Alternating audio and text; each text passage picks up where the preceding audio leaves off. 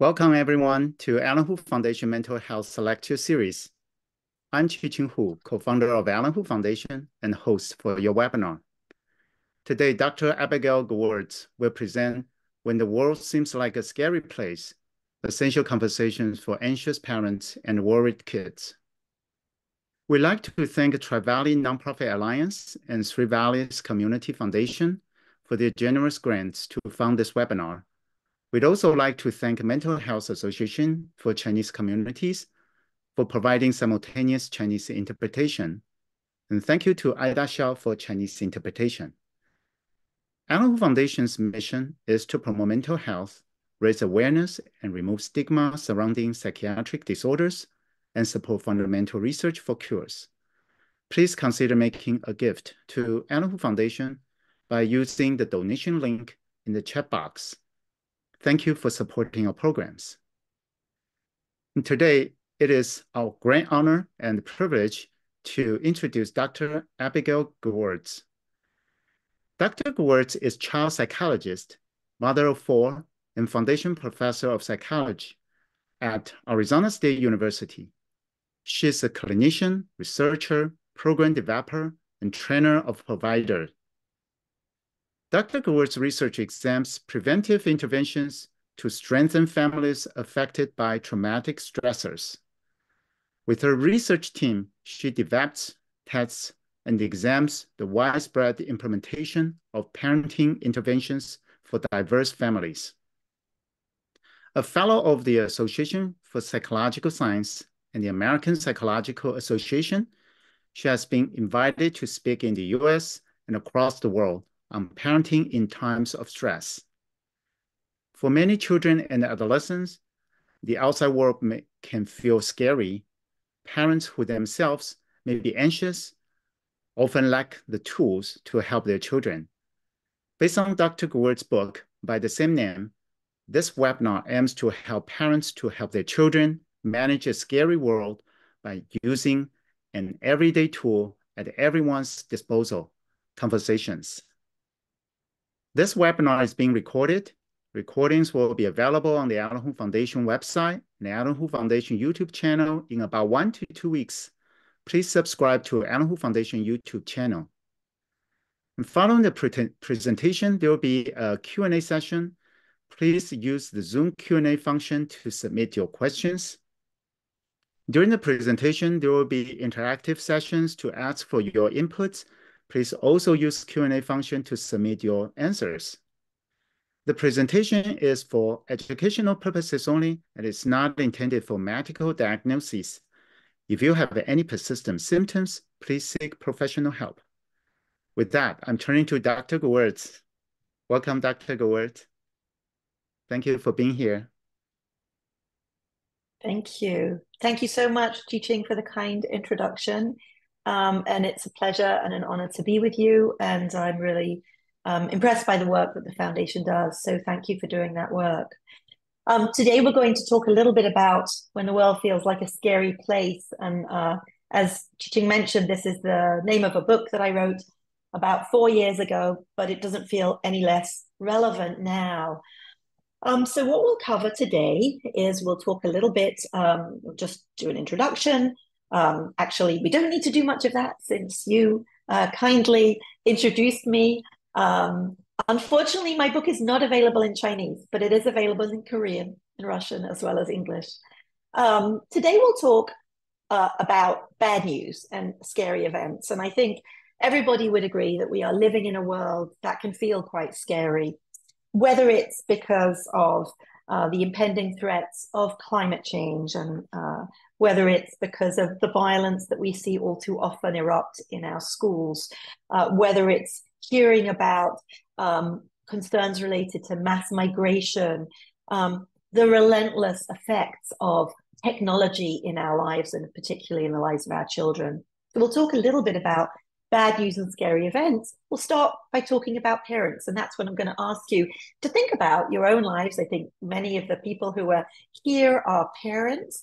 And if you're not a parent, I bet you have a child in your life. And if you don't have a child in your life, you were a child once, I bet. So we're also going to talk about children and about development and about the impact of anxiety, or I should say, where anxiety fits in development. We'll talk a little bit about nature and about nurture, what we bring with us, and what happens in our lives that relates to how we deal with anxiety. We'll talk about children and emotions. And then we'll get to essential conversations as a way to help children manage big feelings relating to scary outside world events. And then I'll leave plenty of room for Q&A. So we should have about 10 or 15 minutes for Q&A. So that's the structure of our webinar today. So let's talk for a short while about bad news and stressful events. And you'll see the picture to the right-hand side of the screen is a very familiar one, because whenever we get on an airplane, we are told to put our own masks on before assisting others. And I really like that analogy, because when we're dealing, when we're parents and we're dealing with stressful events, if we don't put our own mask on before helping our children, that is, if we don't pay attention to our own feelings and how we tend to cope and how we think about stressful events or anxiety-provoking events, then it's going to be very hard to have enough oxygen, as it were, to help our children. So I want to start by thinking with you about how you feel when we get bad news, because what we know is that what stresses us stresses our children. And so if you think about the last time you got bad news, and that could be sort of hearing about the illness of a friend or a family member, or even something stressful that happened at work, even on the drive home, someone nearly cut you off on the highway, or you looked, you heard just something on the news that made you feel stressed. What I want you to think about, and I'm sorry, on my slide it says write in the chat box, but what I mean you to do is write in the Q&A, is how do you feel in your body when you get bad news? What do you think about and what do you feel? And so, for example, when I get bad news, the first thing that I feel is my heart beating fast, right? So, and that is a sort of a sign for me, this is what's going on is stressing me. Some people, they get sweaty palms. So I don't know, Chi-Ching, feel free to just, if people are writing in the chat, to just unmute and let me know what people are saying about where they feel stress in their body. Yeah. And what they think. Yeah, people answered, I can feel my adrenaline and cortisol spiking. That's really that's very detailed. Thank you. Yeah. And I I think yeah. That's a big one, right? You get knots or nausea or butterflies. Tight chest. Fantastic. Some people get backache and they feel that they've been hunching their shoulders, or their back just feels very tight. So thank you. So these are all ways that stress happens to us in our body. And now I want to ask you, if you live with a partner or a co-parent, how does your partner deal with stress? Because of course, all of us are individuals, and we all, certainly when we're in relationships, we come to the relationship with different approaches, with different temperaments and characteristics. And so while you're thinking about how your partner feels when he or she gets bad news, or what they think, or what you see them, how you see them react or respond. So I want to sort of talk about different approaches. I'm British originally. I come from England, as you might be able to hear. And England is the home of the stiff upper lip. And I love the metaphor of the stiff upper lip, because it literally sort of refers to the idea that we might want to yell and scream, or we might want to cry, but we Don't let that upper lip move. We keep calm and carry on, which is a sort of World War II phrase that I think has become very, sort of very, very popular. On the other hand, there's the let it all out philosophy or approach, which is, if I'm angry, I am going to come in and let everybody know that. And the reality is that most of us are somewhere in the middle. Few of us always keep a stiff upper lip or try and keep calm and carry on, which, we sometimes refer to, not, in a sort of to connote that this is not such a great way of responding on a continual basis, is emotional suppression, literally attempting to suppress what we're thinking. And then, of course, the let it all out is sort of this idea of, what we feel we must let out. And of course, all the time, that's also not such a regulated way of responding. So I don't know, Chi-Ching, whether people have talked about their partners and what their partners do differently from them. But maybe you want to weigh in on the chat, on the Q&A. Yeah. There's another comment, lock it down and goes to the woods and nature nature to relax and find his center. Oh, that's lovely. Thank you. So there are lots of different ways of dealing with bad news. And I love the ways that you just mentioned, because it's perfect lead-in to the next point, which is we can react. Sometimes we get bad news. We say it hits us and we react immediately. We might yell, or we might cry, or we might, just sort of let it out. And that is really sort of, our child might come in and say, I got into trouble at school because I didn't do my homework last night. That's a very common one. And we might be really upset with our child because we've had a conversation with that child beforehand. And what, again? You didn't do your homework again? Didn't we talk about it 100 times? And blah, blah, blah, blah. And if you can imagine, if you're a parent, then you can think about what your child, what that sort of impulsive reaction, that sort of spilling out as soon as you hear the news, might have, what influence that might have on your child. Some of you, I'm guessing, will say your child will burst into tears and storm upstairs to their room. May be quiet, not say anything, may yell back. But I want to distinguish here between what I call reacting versus responding. So reacting is something very impulsive. It's something we do immediately. It's almost happens to us. We almost react before we understand that we're feeling upset or stressed or anxious or whatever the feeling is. Responding intentionally is the opposite of that.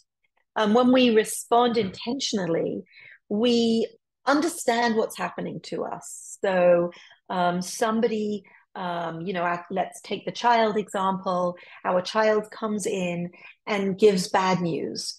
And instead of going straight out there with, what, again? An intentional response might be to take a deep breath, essentially to create a little space between what happened and your response. And in that space, that little breath, or going to the woods, as someone said, or just being quiet and centering, maybe standing with your feet on the ground and feeling the ground beneath you, you are creating a space to be able to respond intentionally. And the intentional part is you choose, and we'll talk a little bit more about that.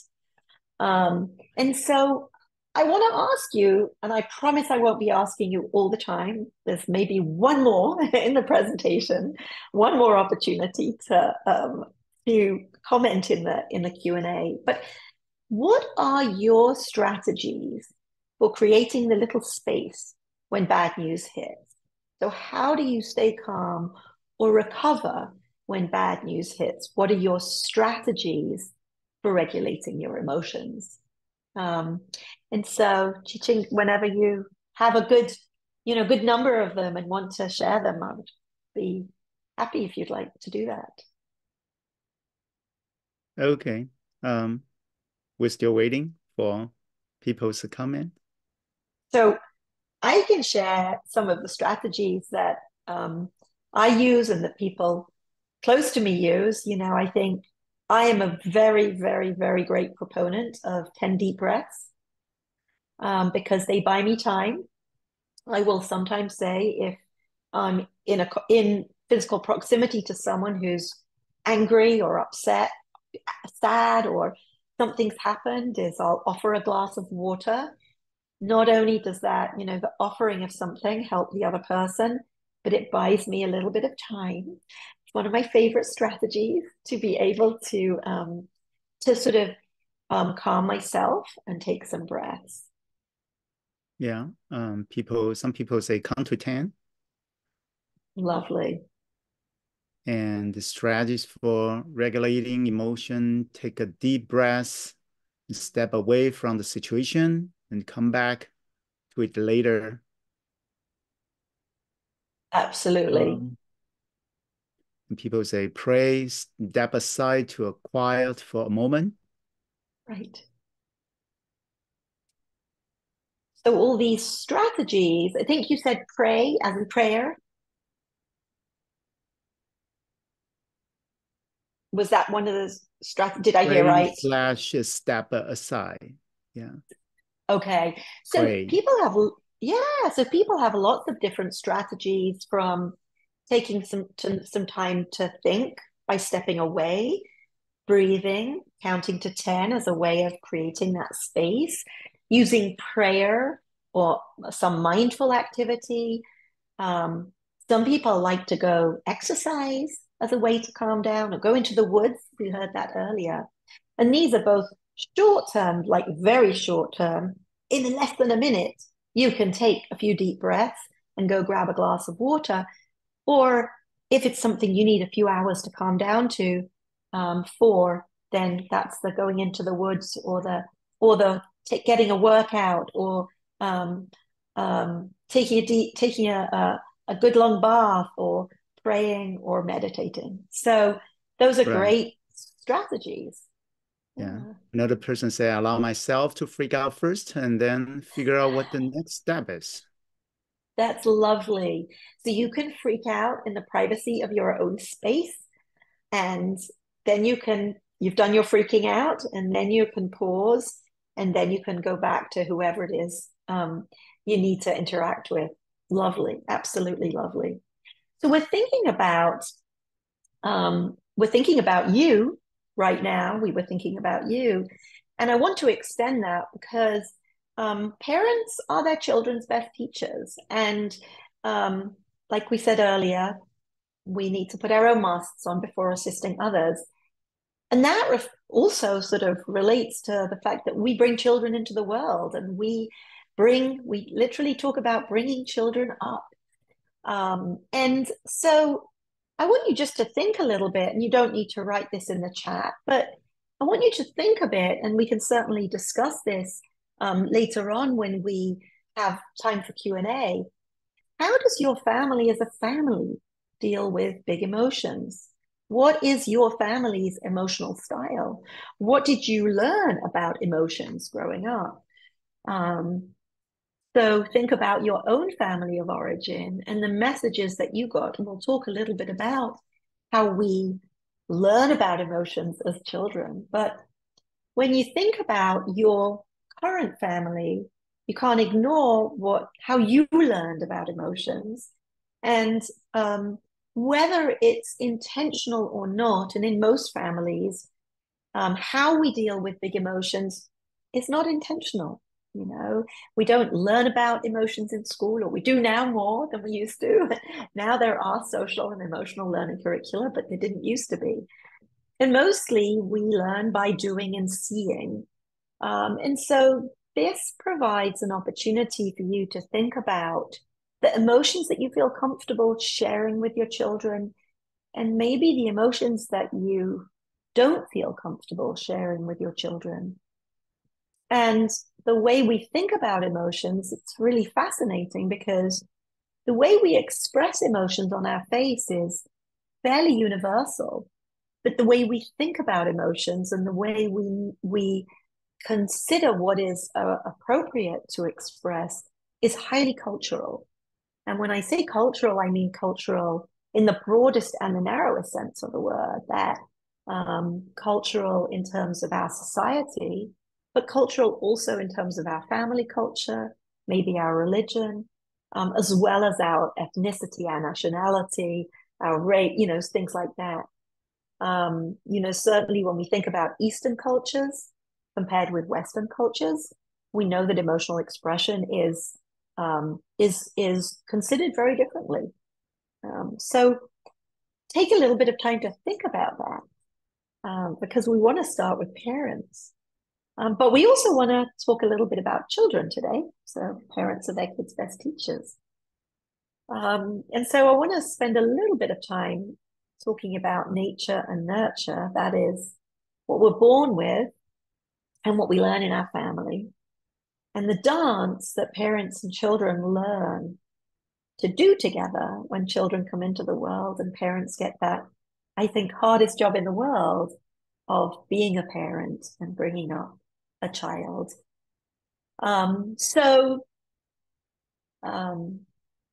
Children understand the world very differently to us adults.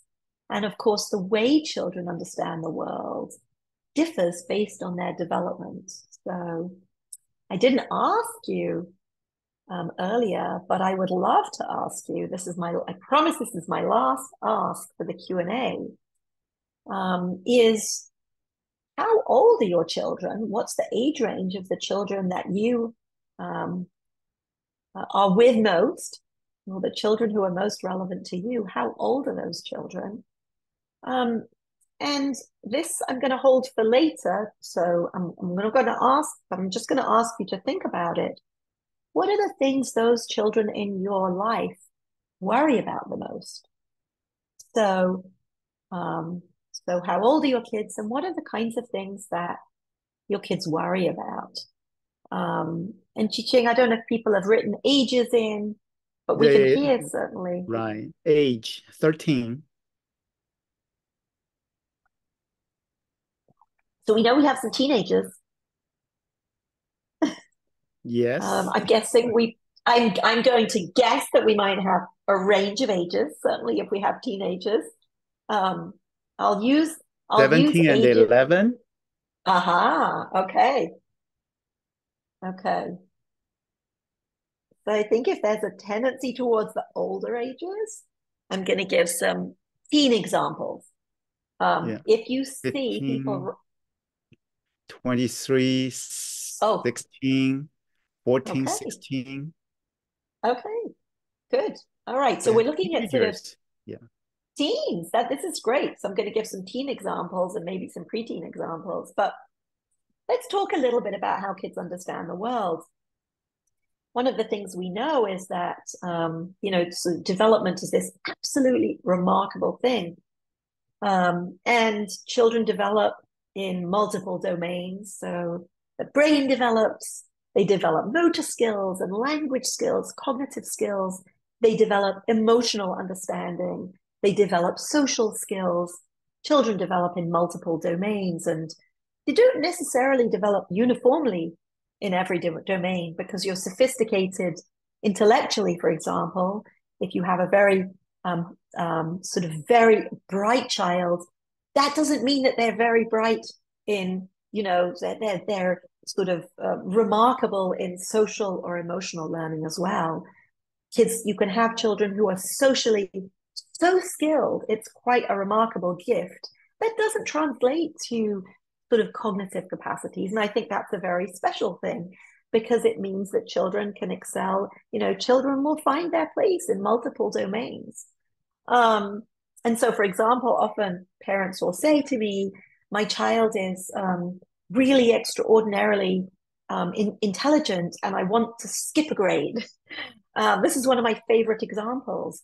Your child really might be reading well ahead of the rest of his or her classmates, or doing math problems that children 2 years older are doing. But Your child socially might be just at the right level, or emotionally just at the right level. And when we think about moving children to different classes, or, we want to be thinking globally about them, not just about them in one domain. But if we think about domains, let's think a little bit about emotional development. And what we know is that children develop anxieties at different ages. And in fact, many of you have had, if you have teenagers, then you've had babies. And we see anxiety sort of peak twice in the first year of life, with stranger anxiety, when babies who have been so happy to be passed around from friend to friend or parent to parent, and will pretty much go to anyone, suddenly become terrified of strangers. And that's evolutionarily a very wise thing. But you see it very suddenly sometimes in very young children under the age of 1.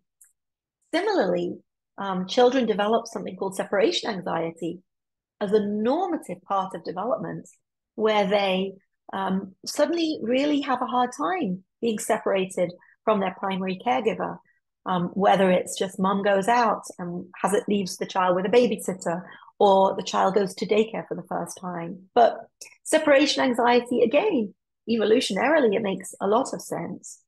And those are sort of key anxieties in very young children.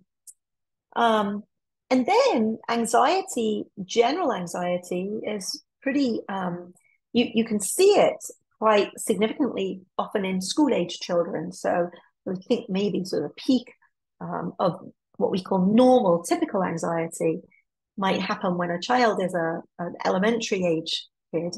And I love thinking about that, because I think it makes so much sense for a child of, say, 9 or 10 to be old enough to be able to read the news and hear the news, and realize that there's a really big and sometimes scary world out there, but they're not quite old enough to be able to do anything about it.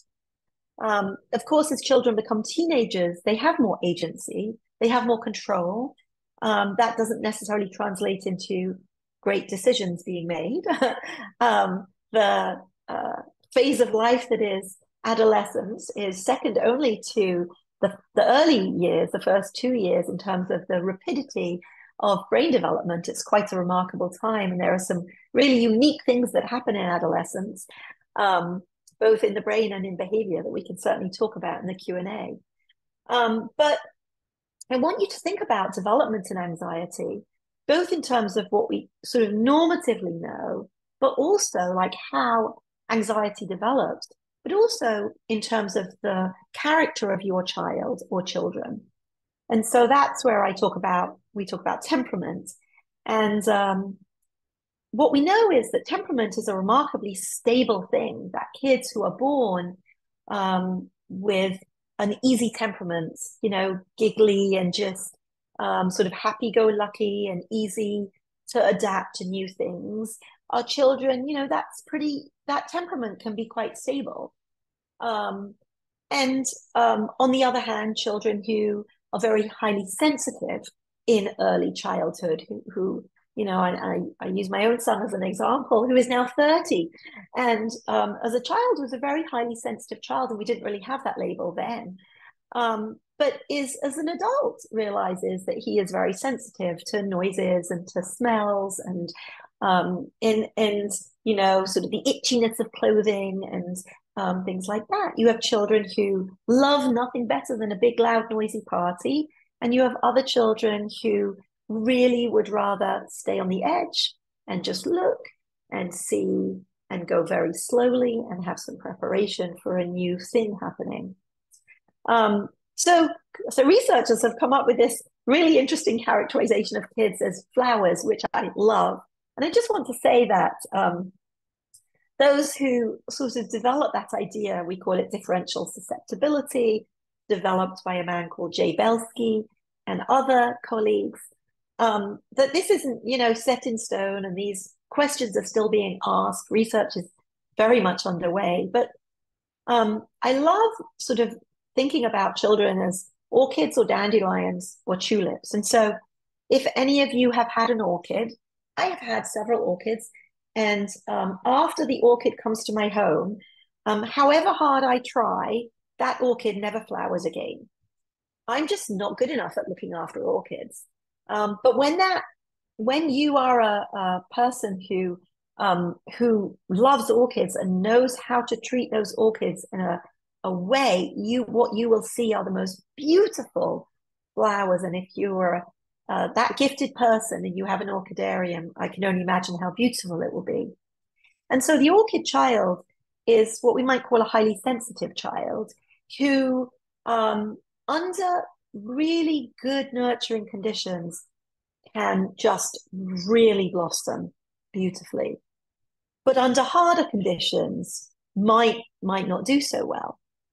Compared to a dandelion, and I don't know how many of you, don't know where you all live and whether you have dandelions, but I'm from England and dandelions grow everywhere. And they are beautiful, bright yellow flowers, and they literally grow between the cracks in the pavement. They will grow anywhere. They are hardy, and they are tough, and I love the yellow.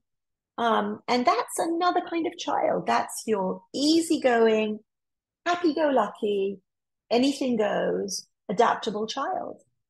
And then, we think about tulips. I think that was a later addition. And tulips are, they're lovely, pretty flowers. And probably they represent most of children, not the highly sensitive, not the extremely happy-go-lucky, but most of our kids in the middle who need some good nurturing. You don't have to be the best parent in the world. You can be just good enough. You can be just a good enough parent and your child will do just fine. But the reason I sort of mention this, and you can tell this is my favorite part of this, is because we all have to learn how to dance with our children when we have them. And sometimes it takes us longer than others. And sometimes with some children, it takes us longer to learn the dance than with other children. And so what I want you to think about is how you dance with your child, whether your child is 23 or 11 or even 5 or 2.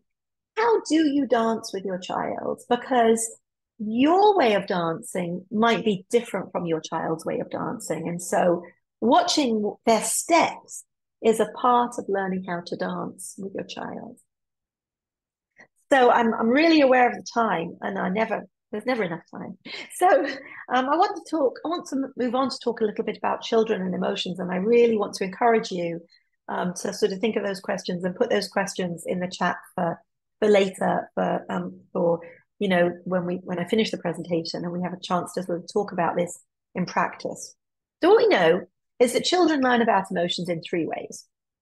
They watch us, their parents, deal with our own big emotions. When I get sad or angry or embarrassed, and I go and I'm in my home, my children watch me very carefully because that teaches them how they should be dealing with emotions. They also learn about emotions by the way their parents respond. So if I'm a mom and my little boy comes into the house crying because he's been bullied on the bus on the way home from school, and I say, "Stop crying. Big boys don't cry." I am sending him a very clear message about what emotions are acceptable and what emotions aren't. What I'm saying to him is crying is not acceptable, certainly not if you're a boy. And that may be an intended or unintended message. And I think often our messages to our children are unintended, but that conveys a message. Another response to my child's crying might be, there, oh, you're home, no need to cry, stop crying, I'll get you a cookie, a biscuit, we'll sit down, we'll have a nice cup of tea and a cookie, and you can stop crying now. And that conveys a different kind of a message. It doesn't say crying is bad, don't ever cry in my presence, but it says, well, crying is not really useful. Just stop crying, have a cookie instead and drink water. I might also say to my child, instead, another way to respond to my child might be, wow, you look really upset. I can see that you're crying. I can see that you're sad. Tell me how you're feeling. Tell me how you're feeling in your body. I'm so mad and sad and embarrassed, Mum, because those big kids, they grabbed my book that I was reading and they threw it around the bus, and we'll continue from there. And that's a different kind of response to emotions. And that response is, I'm interested in what you're feeling first. I want to make sure that I understand what you're feeling by checking in with how you feel, what you tell me, where you feel it. And then I want to hear your story and what happened. And we'll talk more about the story later. But we do have a lot of research now, about 30 or 40 years, that shows that how parents respond to and teach their children about big emotions does affect how kids then deal with emotions later. I didn't talk about the third way that kids learn about emotions, which is by talking about them. We don't often sit around the dinner table and say, how are you feeling? Let's talk about you feeling happy or you feeling sad. We tend to talk about things.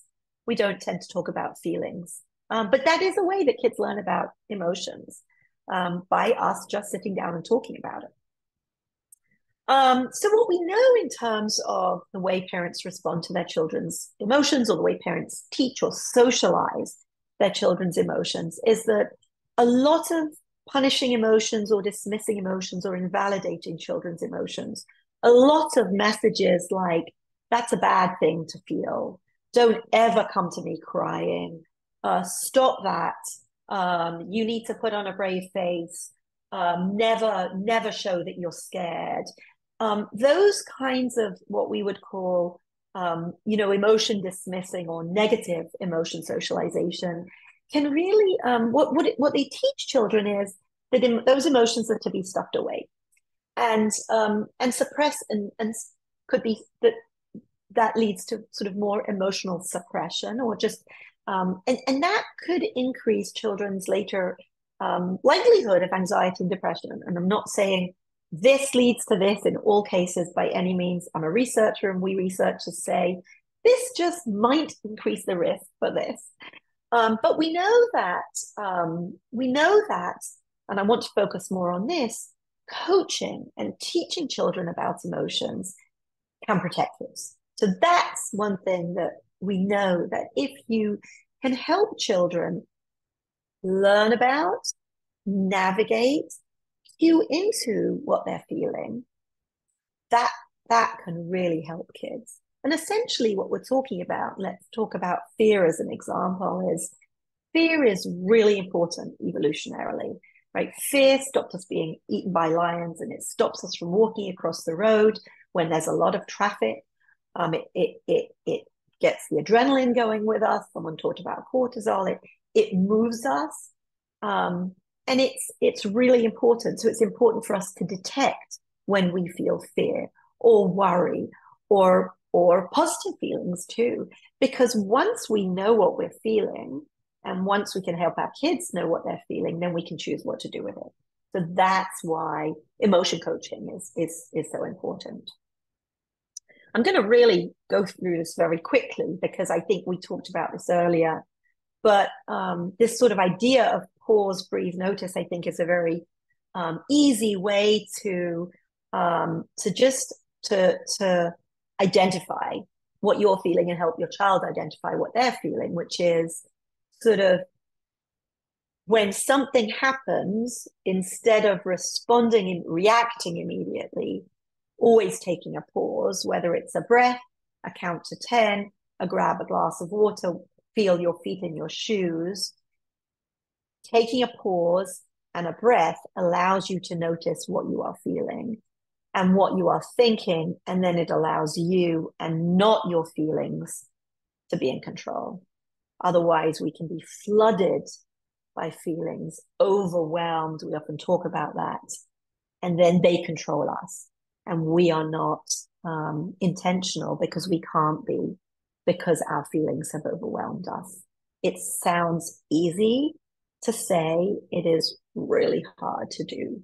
It's really hard to do. The more overwhelmed we are, the worse the news is, the harder things are, the harder it is to regulate our emotions, which is what we've been talking about. But that is really the first step to emotion coaching, is helping children to label and identify what they're feeling. And so, your teenager might come in. I promise I'd give teen example and be really upset because they haven't been invited to a party. And you might not know that. You might just know that your child might have come in late. Your 15-year-old or your 13-year-old comes into the house, slams the door, and then you hear thump, thump, thump upstairs and another door slam, and they're in their room and they play their music loudly. And you're sort of, how are you feeling? You know, all of us will have different responses to that. I've had 4 teenagers. Thankfully, none of them are teenagers anymore. Although I guess my 21-year-old might be considered a teenager, but technically by the American Association of Pediatrics, which defines adolescence as lasting, I think, until the age of 26. But my child, or 24, but if my child comes in and slams the door, I might be angry because I've told them, stop, please close the door carefully, because when you slam the door, it ruins the door. I might be upset that they didn't come in and say hello. I might feel offended. I might just be distracted and impatient.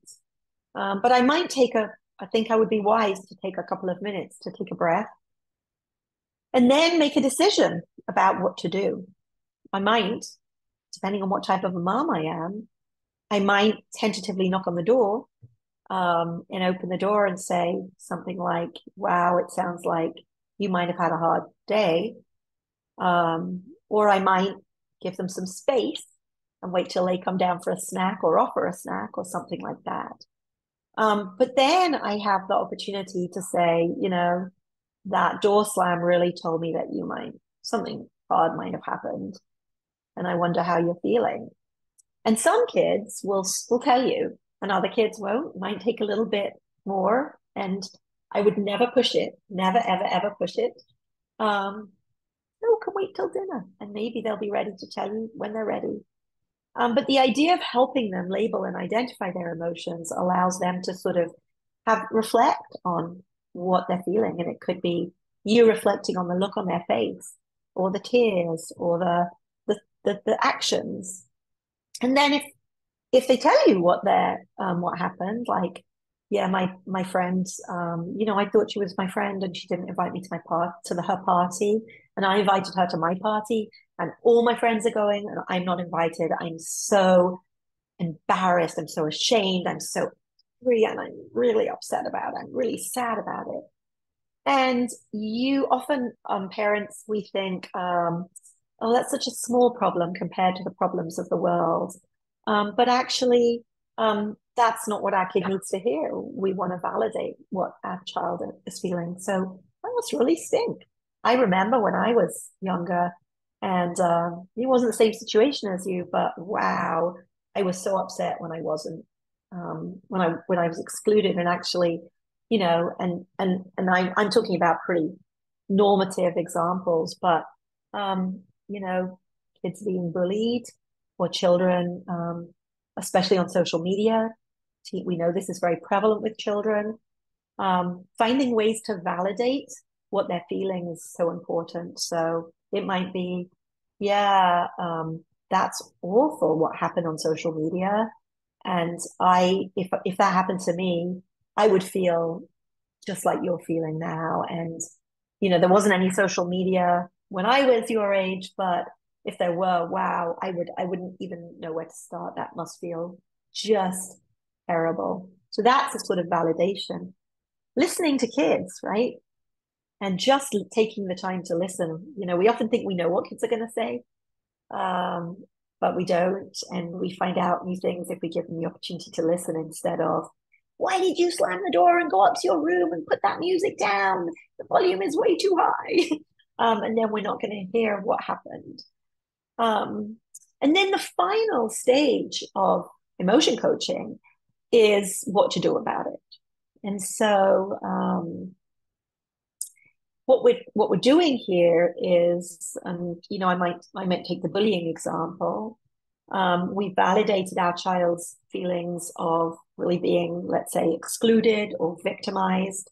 We've heard what they've said, and it's pretty worrying to us as well. We've noted that. We've kind of taken our own deep breaths so we can really be available to our children. And now we want to We want to not stop there with the listening and the empathy. We want to make sure we take the time to listen and empathize and validate. But we also want to help our child come to a resolution. And that might be, I hear that you feel so mortified about what happened, and you feel like the whole class is seeing those really embarrassing messages from social media, things that maybe you texted to your boyfriend, or thinking that it was private, and now he's shared all those texts with other people. And I know that you're telling me that you don't want to go to school tomorrow, which tells me that you're pretty anxious about school. So let's think together about how we can help you go back to school and reduce your anxiety. And let's also problem solve how we can deal with what happened in the social media and with the actual bullying incident. So inherent in this is also a limit setting, which is, of course, the implicit message here is, yes, school is not an option. You have to go to school, that's required. Within those limits, let's talk together. And the beautiful thing about the problem-solving process, however old your child is, whether they're 3, 13, or 18, that you have an opportunity to do a collaborative problem-solving process. So you might say to your 13-year-old, like, let's think about ways that you can feel less anxious. And your 13-year-old might say, yeah, I'm not going to school tomorrow. And you'll say, well, I'm going to write it down because all ideas are good ideas. So you write it down. And then your idea might be like, let's go check in with the homeroom teacher or the principal or the assistant principal before school tomorrow. I'm going to send them an urgent message so we can meet. Or maybe I could take you into school, and your child might say, make the principal expel the other kids.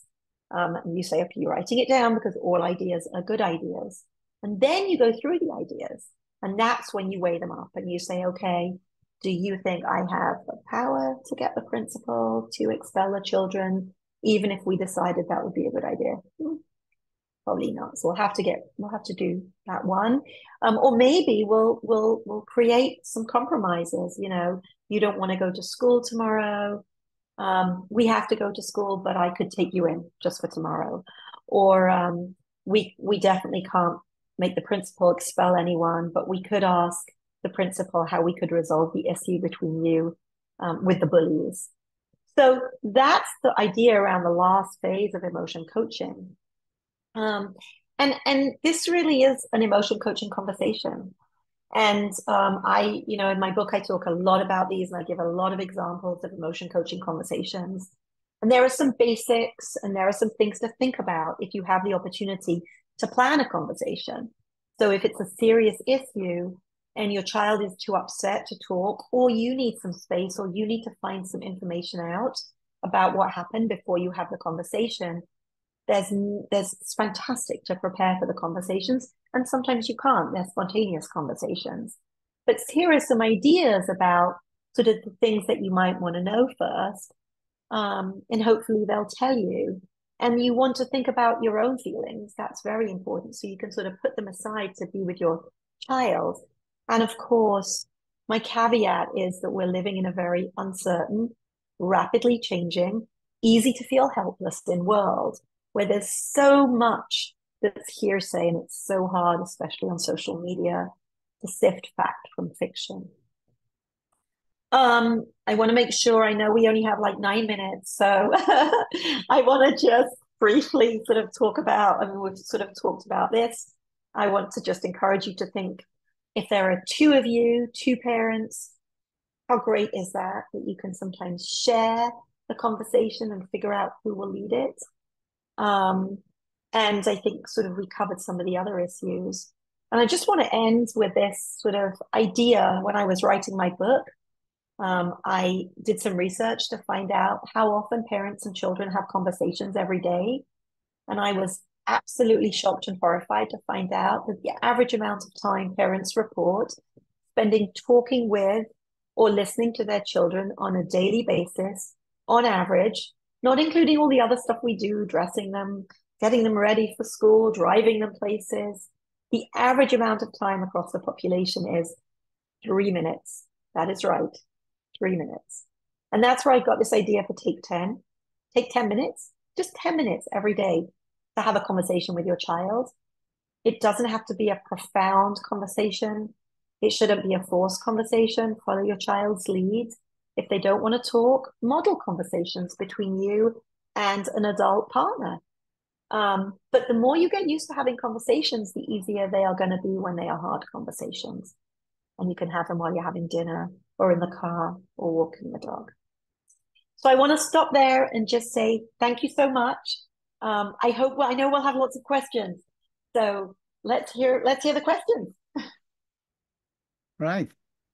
Thank you, Abby, for your wonderful presentation. So now we are open up to Q&A session. First question, actually, pretty long question, pretty long description. Let me read it. My 10-year-old missed 2 days of school in first week of school due to vomiting.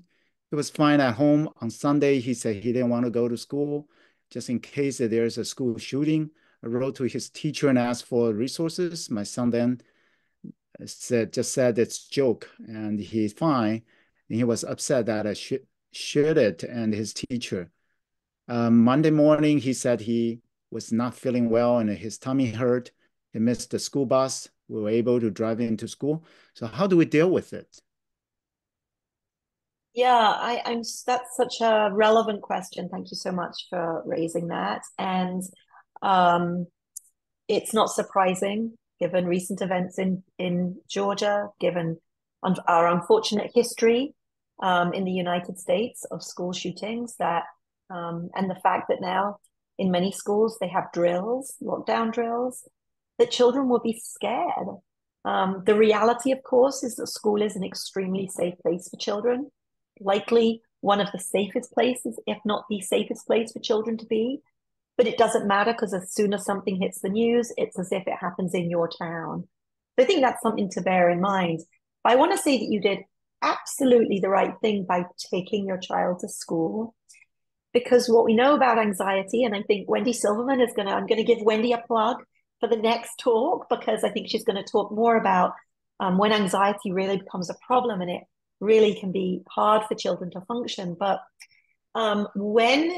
what we know about anxiety is that when you don't have to do the thing that you most fear, then the relief that you feel is so rewarding that you don't want to do it even more next time.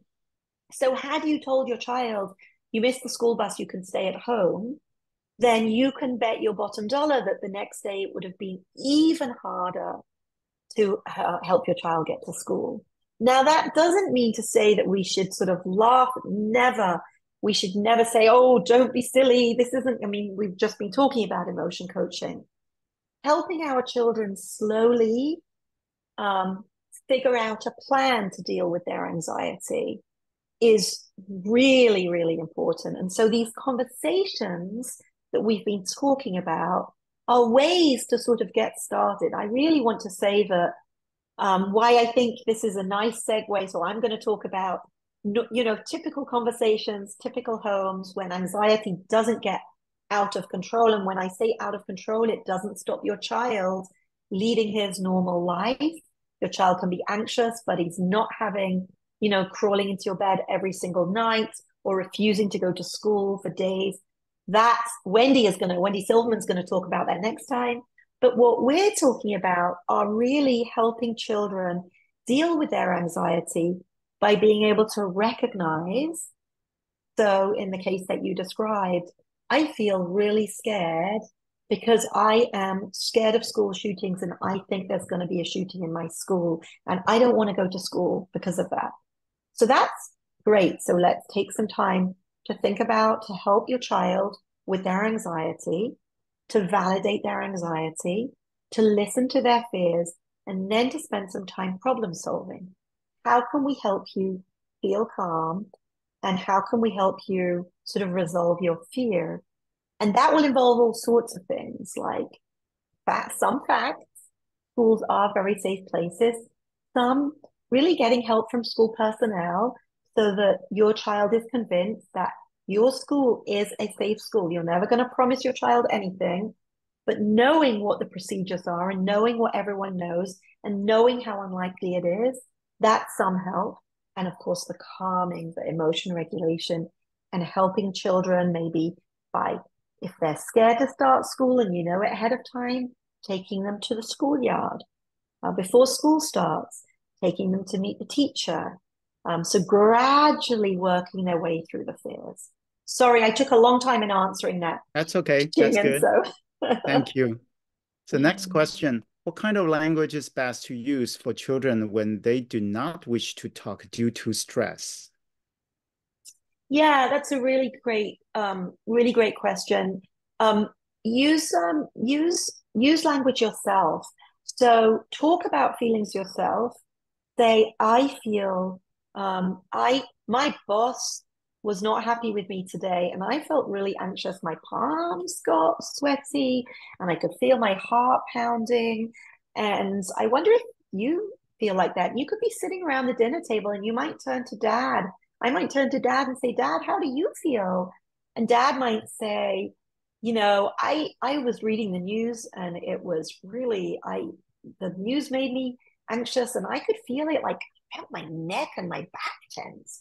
And so what you're doing is you're modeling, and the more you model, the more likely your children are to be able to understand and to talk about things themselves. Abby, do you mind stop screen sharing so we can see you Of course. I just bigger? want to point out that we have some good webinar series that we do at ASU. They're totally free. They're called I Don't Know, and they're just for parents. And so I'm happy. I mean, we'll share it when you share the slides. People can just log on and see other webinars about things that make kids and parents anxious. Oh, that's great. And we can distribute that information. You can send it to us. We will do that. So next question about emotion regulation. What would you do when a 15-year-old teenager yells loudly because the video game is playing it, frustrating him? Yeah, I know talking to him at the moment might not be the widest thing to do, but would like to find solutions with him afterwards. That's fantastic. So you're totally on the right. I mean, you are your child's best teacher. You know that when at the moment of heightened stress, that's not the time to have the conversation.